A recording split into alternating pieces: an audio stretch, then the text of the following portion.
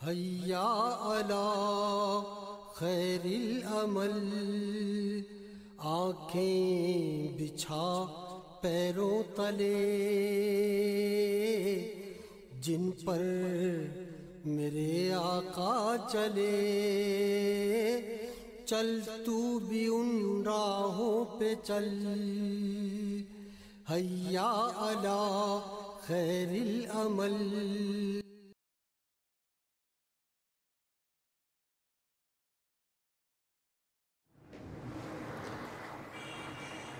यानी कि ना बुरा बोलो, ना बुरा सुनो, ना बुरा देखो,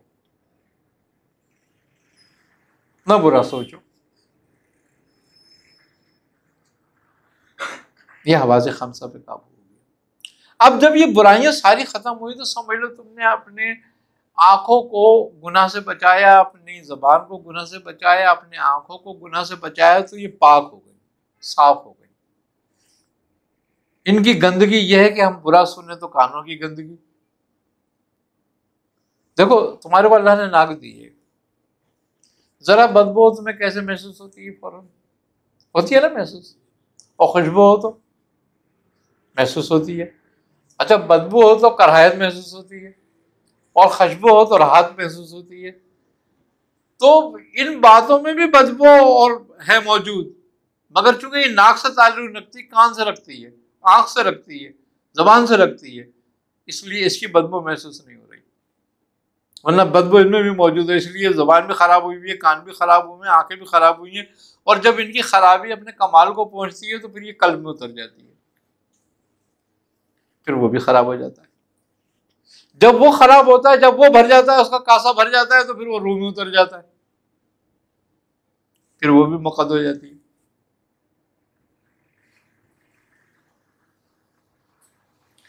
तो अब तुम्हारी रूह अल्लाह का दीदार कैसे करे? वो तुम आलूदा हुई भी है।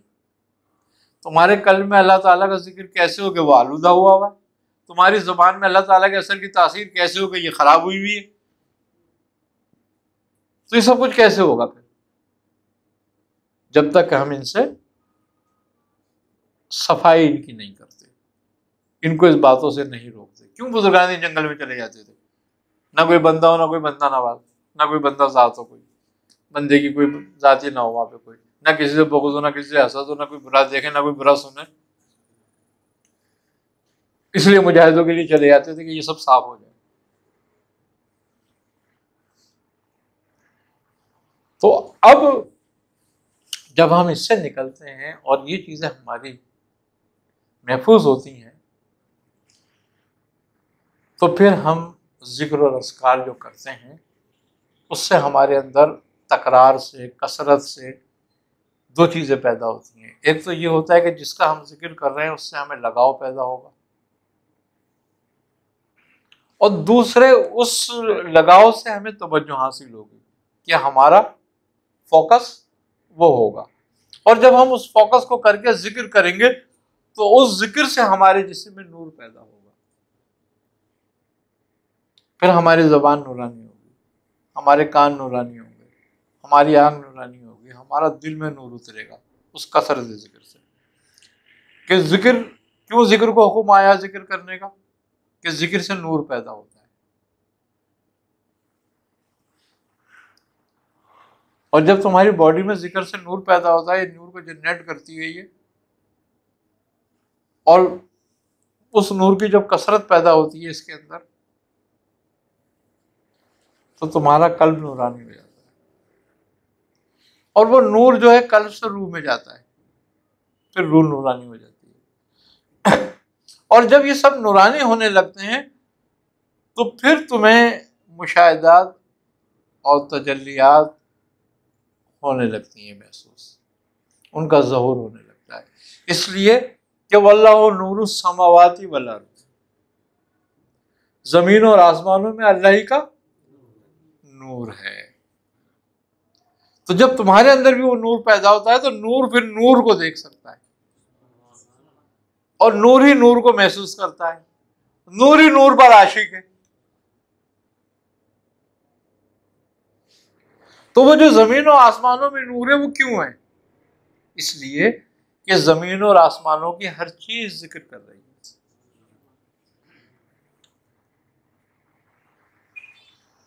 और जब तू उनके साथ शामिल हो जाता है तो उस नूर में शामिल हो जाता है, और जब वो नूर तेरे अंदर कमाल को पहुंचता है तो फिर ये तुझे मकाम जबरूत में ले जाता है, क्योंकि अंबिया का खासा है वो और औलिया का खासा है नूर। तो तू उस मकाम में जाता है, फिर उस मकाम का मुशाहिदा करता है जिस मकाम में अंबिया और औलिया होते हैं। क्यों? कि वो भी उसी नूर से हैं और तू भी उसी नूर से देख रहा है, तो तुझे फिर उनके मुशाहिदे होते हैं। और जब उनके मुशाहिदे होते हैं तुझे, तो इसका मतलब यह होता है कि उनका मुशाहिदा उसी वक्त होता है कि जब अल्लाह तुझसे राजी हो रहा होता है और अल्लाह तुझे अपने करीब करना चाहता है, तो वो फिर अपने नेक बंदों का, अपने बंदों का, अपने प्यारों का कुर्ब कराता है। पहले अपने बंदों का कुर्ब दिलवाता है। और असल मकसद भी इबादत का यही है कि तुम कहते हो सलातल लजीना अनअमता अलैहिम,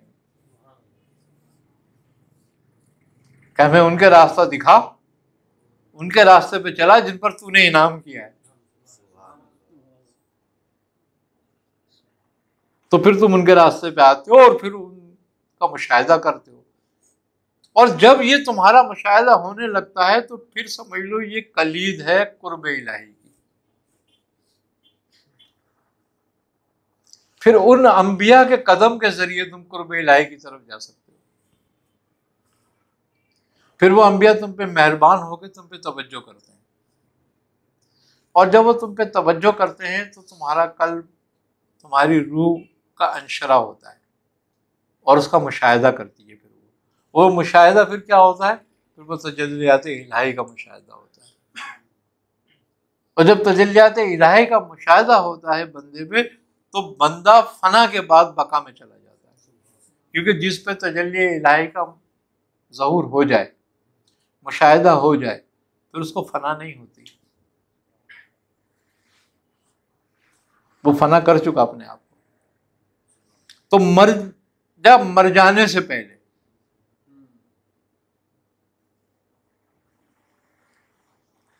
जो मरने से पहले मर गया वो बाकी हो गया, उसको बका हासिल हो गई।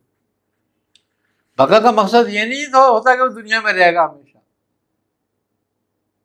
बका का मकसद ये होता है कि अब वो कुर्ब इलाही में चला गया। मर के कहा जाएगा? वहीं जाना है ना, तो अपने इरादे से जाएगा। तो अपने इरादे से जब जाएगा तो वो कबूलियत का होगा, वो कबूल किया जाएगा, ये तो पकड़ के ले जाया जाएगा, ये तो मुजरिम की तरह जाएगा ना फिर।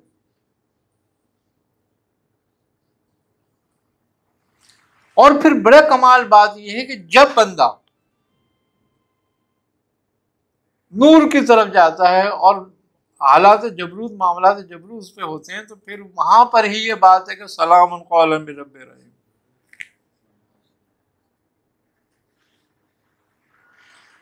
ममताजुल यौमा अय्युहल मुजरिमून, ए गुनहगारों आज तुम अलग हो जाओ। यानी कि जो खसाइल मज़मना थी और सिफात रजीला थी और अफ़ाल रजीला से सब अलग हो गए, और तो तेरी तरफ सलामती आ गई। और फिर इसीलिए जब सलामती आ जाती है, मकाम कुर्ब में बंदा पहुंच जाता है, तो अल्लाह कहता है कि इन्ना औलिया अल्लाह ला खौफुन अलैहिम, क्योंकि उसकी तरफ सलामती आ चुकी ना। अब खौफ किस बात का रहा? ना हजन है, ना खौफ है, ना उसको गम है, ना इस जहां में ना उस जहां में। क्योंकि विसल जो है, वासिल होना जो है, वो तो आखिरत की निशानी है जो तूने यहां पूरी कर ली।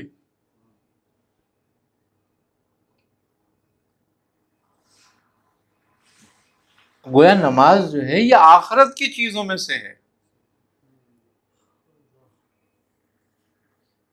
ये दुनिया की चीजों में से नहीं है।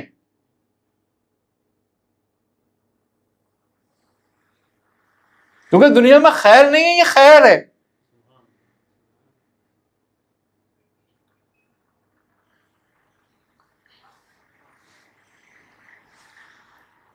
लेकिन तू इसको दुनिया की तरह इस्तेमाल कर रहा है, तू इसको दुनिया की सोच की तरह कर रहा है। तो बात क्या है कि जब हमारे ऊपर सलामती आ जाती है,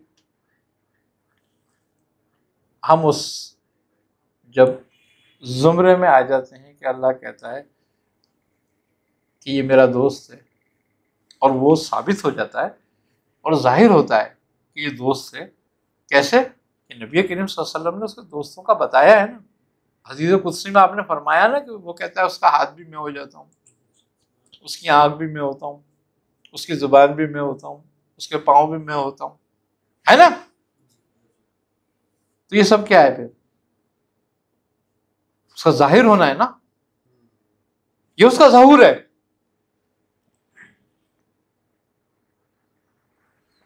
वो अपनी सिफात के साथ यहां ज़हूर करता है, यानी कि नूर के साथ।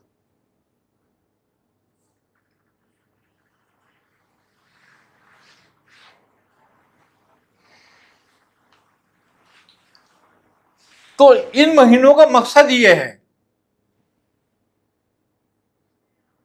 इसलिए इनकी अजमत बताई गई है। वैसे तो चूंकि एक आम आदमी के लिए, चूंकि उनका दिल होता है कि इन 3 महीनों बड़ी इबादत करूं, तो अच्छी बात है कि वो अपनी इबादत करें, मगर अपने अखलाक को भी सुधारें। लेकिन एक सालिक के लिए बहुत जरूरी है सब कुछ, कि उसका हर दिन जो है ना वो शब बारात है, हर रात शब कदर है।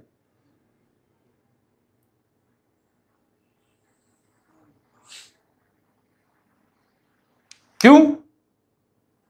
कि वो जानता है कल पता नहीं रात आए ना आए, तो आज की रात शब कदर कर ले जो तुझे मिली है, और जो तुझे दिन मिल गया है इसको सुधार ले। कल का दिन पता नहीं मिले ना मिले, और कल की रात पता नहीं मिले ना मिले, तो तू 9 महीने क्या इंतजार करेगा? जब आएगा, जब शाबान आएगा तो कुछ करूंगा। मकसद ये है कि जिस दिन तुझे दिन मिल रहा है वो तुझे मोहलत मिल रही है, और वो बार बार तुम्हें रात दे रहा है, दिन दे रहा है, रात दे रहा है, दिन दे रहा है। इसका मतलब है बार बार मोहलत दे रहा है। वो चाह रहा है कि तू आ जा उसकी तरफ, इसीलिए तुझे मोहलत दे रहा है। वरना वो चाहते एक गुनाह के बाद बंदे को छोड़े ही नहीं।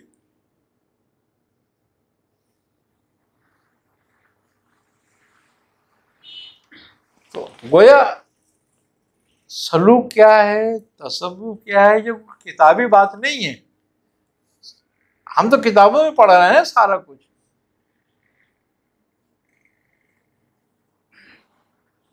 अब बात तो जरा सी है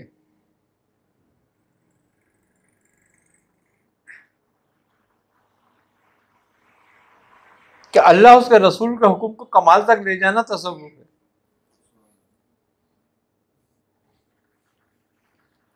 लेकिन वो कहा है ना कि जरा सी बात थी, अंदेशा है जब ने उसे बढ़ा दिया फकत ज़ेब दास्तां के लिए।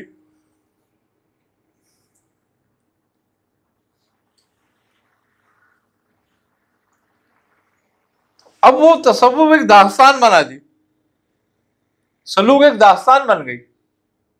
अब ढूंढते हैं तसव्वुफ क्या है, सलूक क्या है, मंजिल क्या है, मंजिल कौन सी है, कहाँ पर नासूत है, कहाँ पे मलकूत है, कहाँ पे जबरूत है, कहाँ पे लाहूत है, कहाँ पे हाहूत है। अबे भाई कहीं भी नहीं है, सब कुछ यही है।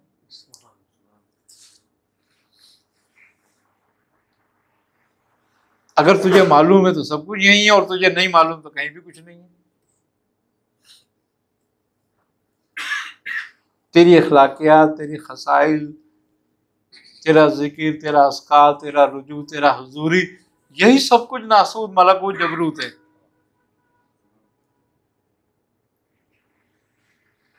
कोई तुझे आसमानों में बिठा के थोड़ी बुराक पे ले जाया जाएगा। वो तो जिनके लिए मखसूस था उनके लिए हो गया। अब तुझे तो खुद सब कुछ करना है यहाँ पे। वो आप अपनी हयात मुबारक में सरकार आलम सल्लल्लाहु अलैहि वसल्लम सब कुछ तुम्हें बता गए और दे गए कि तुम भी नूरी हो सकते हो। नूरी का मकसद ये नहीं कि मैं चमकने लगूंगा नूर पैदा हो जाएगा तो मुझे, नूरी का मकसद ये कि खसाइल तेरे मुल्की हो जाए, इबादत तेरी जबरूती हो जाए, हुजूरी तेरी मलकूत लाहूती हो जाए। सब कुछ हो गया।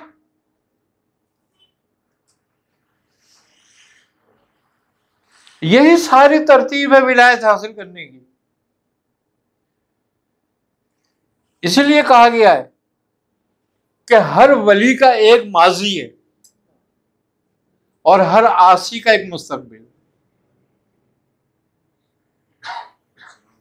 अगर आसी अपने मुस्तकबिल को वली के माजी की तरह कर ले तो वो भी वली है।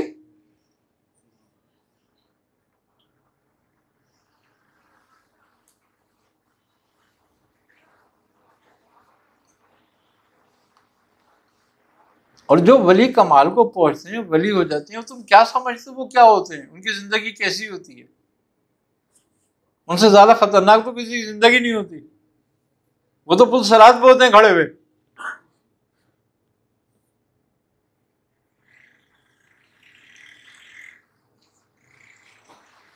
उनकी जिंदगी जो ऐसी होती है वो तो हर वक्त पुल सरात पे होते हैं।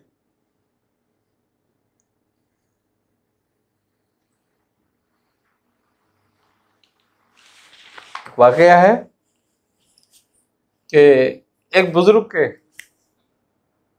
दो मुरीद थे, या कहते हैं कि एक गुरु के दो चेले थे और दोनों कामिल थे। तो एक फकीर था उसमें, मगर एक बादशाह था। अब फकीर ने यह सोचा कि यार मैं तो रात दिन ज्ञान ध्यान में यानी कि इबादत और जिक्र अज़कार में होता हूं, और ये कहाँ होता होगा, जिक्र करता होगा। इसको तो दरबार से फुर्सत नहीं मिलती, इसको तो मुल्कत इसके इतने हैं कि उससे फुर्सत नहीं मिलती होगी, इबादत क्या करता होगा। उसके जहन में यह था कि सारा कुछ इबादत से, कि जितना ज्ञान ध्यान होगा जिक्र होगा उतना ज्यादा कामिल हो जाएगा आदमी। तो उसने एक दिन अपने गुरु से कहा कि गुरु एक बात बताओ। उन्होंने कहा क्या? उन्होंने कहा तुम कहते हो वो बहुत कामिल है, वो कैसे कामिल हो सकता है, मुझे बताओ तो सही। कह रहा क्यों? कह रहा इसलिए कि अमूर ममलुकत से फुर्सत नहीं मिलती। उसकी रानियां हैं, अमूरी ममलुकत हैं, और बहुत सारे नौकर चाकर, बहुत सारा हिसाब किताब करना, वो कब ध्यान ज्ञान करता होगा। और मैं हर वक्त ध्यान ज्ञान में रहता हूं और तू कहता है कि तू तक नहीं पहुंचा। उस तो गुरु ने कहा अच्छा भाई ठीक है, चल जा, तो उसका इम्तहान कर दे, जा उसके पास चला जा, मिल देख कि वो कैसे ज्ञान ध्यान करता है। उसने कहा अच्छा। वो चला गया उसके पास। अब उसने जब देखा कि मेरा गुरु भाई आया है या पीर भाई आया है, उसने बड़ी उसकी इज्जत करी और अपने साथ तख्त पे बिठाया और बड़ी आवभगत करी उसकी, और उसको कहा कुछ दिन हमारे पास मेहमान रहो। अपने पास मेहमान ठहराया उसने उसको।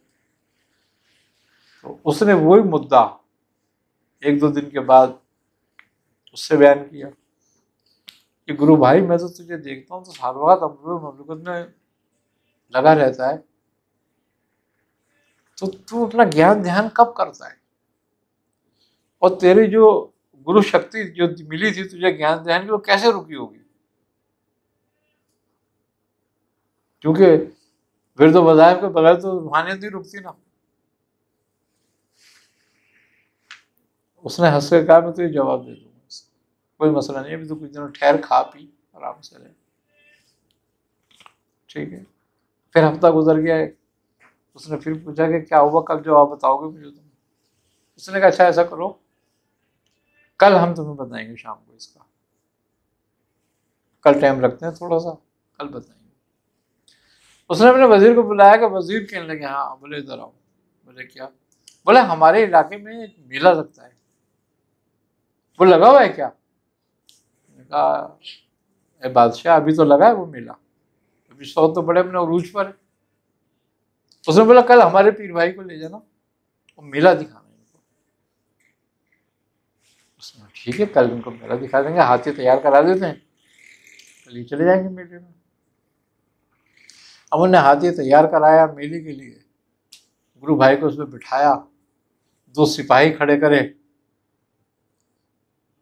अब वो समझा कि भाई मेरी हिफाजत के लिए खड़े कर रहे हैं ये लोग, और उसने जब बिठा दिया और 2 सिपाही खड़े कर दिए, तो एक दूध का प्याला उसने सिपाहियों को दिया कि ये इसको दे दो। वो उन्होंने पकड़ लिया।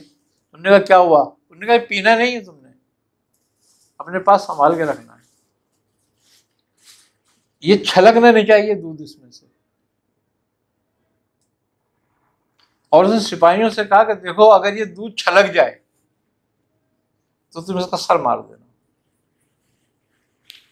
अब सिपाहियों को तो बादशाह का हुक्म, अब ये चले गए मेले में। अब सारा मेला देखा, खूब घूमे फिरे, शाम तक फिरते रहे। जब शाम को वापस आए तो बादशाह के पास, बादशाह ने पूछा कि क्या हुआ?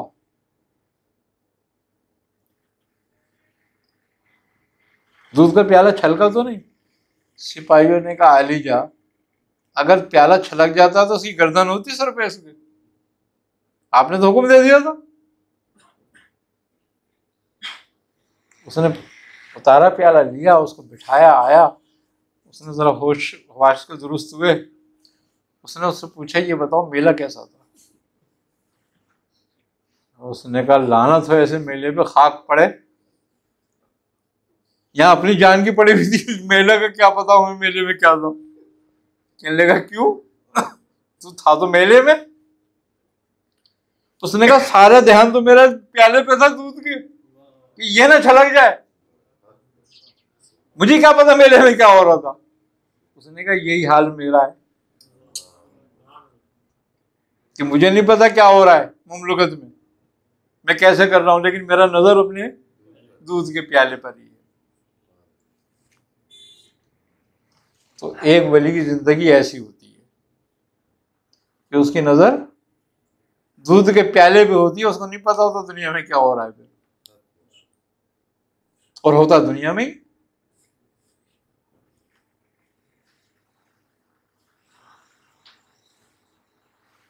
आई ना समझ बात? देखो अब हम ये सोचेंगे यार ये सारा काम जो दुनिया छोड़कर ही होगा, है ना ये बात, कि भाई अब ये ऐसा काम तो आदमी दुनिया छोड़कर ही कर सकता है। फिर नहीं, ऐसा नहीं है। दुनिया इतनी बुरी नहीं है जितनी बुरी हम समझते हैं उसको। अल्लाह ने क्या कोई बुरी चीज पैदा करी है? अल्लाह ने तो कोई बुरी चीज नहीं पैदा करी। बुरी दुनिया नहीं है, बुरी दुनिया की मोहब्बत है।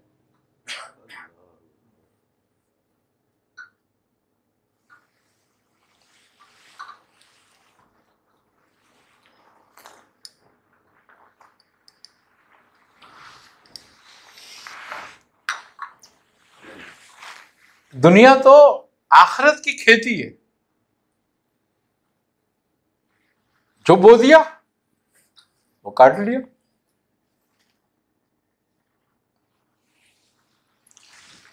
क्या होता है कि दुनिया बुरी नहीं होती, वरना दुनिया बुरी है, और ना जमाना बुरा है ना जमाने को बुरा कहो, बंदा खुद बुरा हो जाता है। जब बंदा बुरा हो जाता है दुनिया बुरी हो जाती है। जो बंदे अच्छे हैं उनके लिए दुनिया अच्छी है। अगर दुनिया बुरी होती, सरवर आलम सल्लल्लाहु अलैहि वसल्लम फरमाते रब्बना आतिना फिद दुनिया हसनतन, कमाल बात है ये। अगर हम ये कहें यार दुनिया बहुत बुरी है, तो फिर आपने ये दुआ क्यों मांगी? इसका मतलब क्या हुआ कि दुनिया बुरी नहीं है, दुनिया की मोहब्बत बुरी है। आपने फरमाया दुनिया अच्छी दे। अच्छी दुनिया से मुराद क्या है? अच्छी दुनिया से मुराद ये है कि मैं जिस मकसद के लिए ये आया हूं दुनिया में वो पूरा कर जाऊं, ताकि मेरी दुनिया अच्छी हो जाए।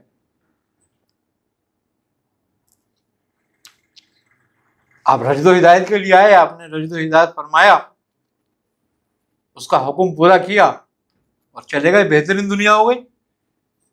जिस काम के लिए आए थे वो काम पाया, तकमील तक पहुंचा के और गए। तो अब तुम काहे के लिए आए हो? तुम भी ये काम के लिए आए हो ना। कहता है नहीं पैदा किया मैंने जिन इंस को मगर अपनी इबादत के लिए। तो दुनिया में अमूर से तो वो नहीं रोक रहा तुम्हें। दुनिया बनाई इतनी बड़ी काय के लिए थी, और इतनी नेमतें जो पैदा करी, क्यों पैदा करी? इन सारी नेमतों से, इस सारी चमक दमक से वो तेरा इम्तिहान चाहता है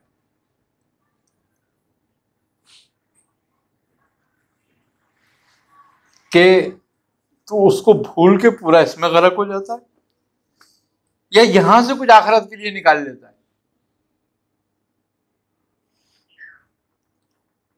या उसकी मोहब्बत तुझ पर गालिब आ जाती है और इसकी मोहब्बत फना हो जाती है।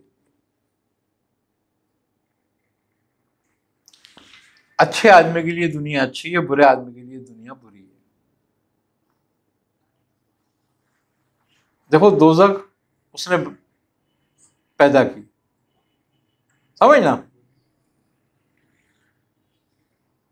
उसके इल्म में था और इल्म में है कि कौन दोज़ख में जाएगा, लेकिन उसकी पसंद नहीं है कि दोज़ख में कोई जाए। उसको पसंद नहीं है ये बात। दोज़ख के 7 दरवाजे और जन्नत के दरवाजे 8 रखे, तो उसकी पसंद तो यह है कि लोग जन्नत में जाएं। आई ना समझ में बात? मगर क्या बात है कि दोज़ख हम तैयार करते हैं, उसकी आग को हम भड़काते हैं, उसका दरख्त हम बनाते हैं अपने अमाल के जरिए। जब हम रब के हक को बीच में से निकाल देते हैं ना, तो इसका मतलब है वो जन्नत वाला हक निकल जाता है। बाकी तुम्हारे हाथ में क्या रह जाता है? आग, दोज़ख। तो अपने नामे अमाल से, अपने अमाल से हम दोज़ख बनाते हैं, फिर तैयार करते हैं। अच्छा, दोज़ख का गड़ा भी हम खुद ही तैयार करते हैं, कितना गहरा करना है हमें।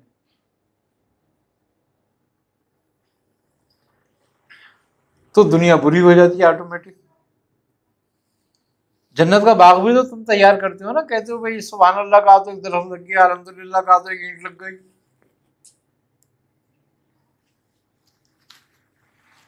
जब तुम यहाँ बैठ के जन्नत को दरख्त लगा सकते हो, तो यहाँ बैठ के जन्नत में गड़ा नहीं तैयार करते क्या?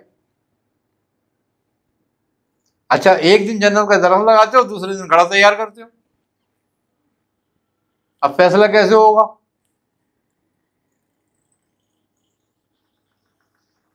लेकिन वो दरख्त जो लगा दिया ना, लगाने वाला बात है, वो सब बातों से जोड़ दिया गया कि किन किन बातों के बाद वो दरख्त लगेगा। लेकिन खड्डा तैयार है तुम्हारी बातों पे ही।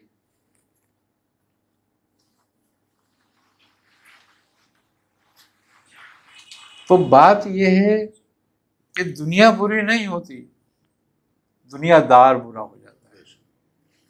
वो दुनिया की मोहब्बत में रब को भूल जाता है। वो दुनिया की मोहब्बत में अल्लाह और उसके रसूल के अहकाम को, हुक्म को भूल जाता है, तर्क कर देता है।